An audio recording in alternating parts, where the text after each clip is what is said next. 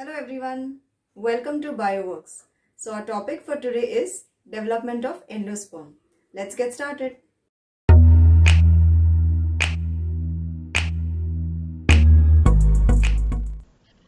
Let us understand the process of development of endosperm. But before we go into details of how endosperm is developed, let us quickly recall what we did in our previous session. So, if you guys remember how an endosperm is formed, yes, one of the male gamete from the pollen tube fuses with the secondary nucleus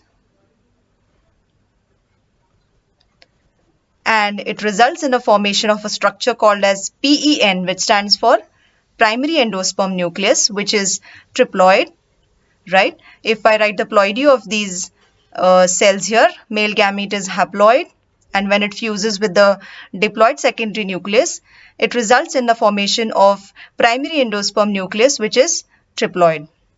And this primary endosperm nucleus later develops into an endosperm, which is also triploid. And always remember, endosperm is a nutritive tissue, that is, it provides nutrition to the growing embryo. Right. Now we will now look into the different modes of development of endosperm one by one. So basically there are three modes of development. One is the free nuclear type, the second one is the cellular type, and the third one is the halobial type. I'm going to draw and explain at the same time. All right. So we will start with the first one. I'll mention the types here. So the first one, as I said, is a free nuclear type of endosperm. So in free nuclear type, what happens is, imagine this is an endosperm. This is a PEN. This is a primary endosperm nucleus with the nucleus in the center. So what happens is there are repeated mitotic divisions that occur in this cell. I'm showing here a cell with two nuclei after mitosis and then followed by multinucleated structure.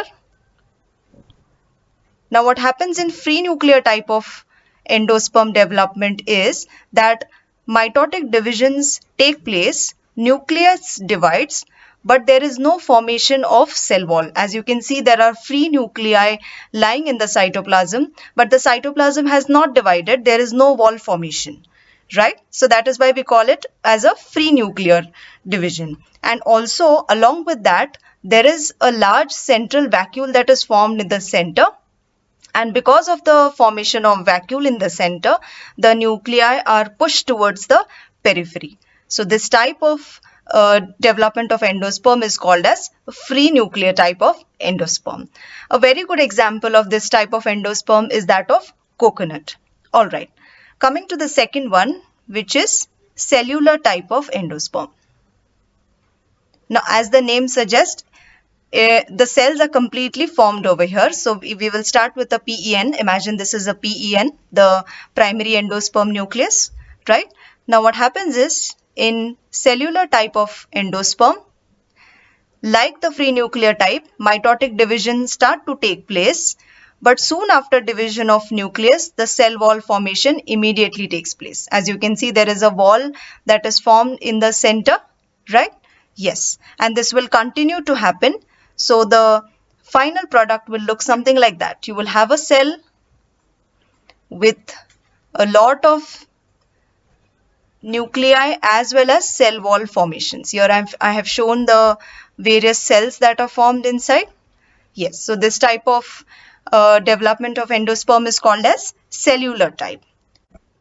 Then the third type is halobial type of endosperm. Now in halobial type, again a PEN, the primary endosperm nucleus, starts to divide mitotically, which results in the formation of two nuclei and two cells, but the division is unequal such that one of the cell is smaller and the other is bigger. As you can see here, I have shown two cells that are formed and the division is quite similar to the cellular type. Right, but the difference is one of the cell is larger and this one is a smaller cell. Usually the larger cell is towards the micropyle. I'm writing here M, that indicates micropyle, and the smaller cell is towards the chalaza, right? So I'm writing C here to indicate chalaza end, right? Now what happens after this is the chalazal cell remains as it is the basal part, but the cell that is towards the micropylar end undergoes free nuclear division like that of the first one, right? So I'm going to draw that here. So let's say this is the final halobial type of endosperm. This is the smaller cell that is towards the chalaza, and it may or may not divide further. I've just shown here 2 nuclei, but the micropylar cell will show free nuclear division, right? So you guys must have noticed that halobial type of endosperm is an intermediate between cellular and free nuclear type, as it shows both type of development of endosperms. All right, so that was all about development of endosperm and its types. So hope the video was useful to you all and the concepts were clear. See you in the next session. Thanks for watching.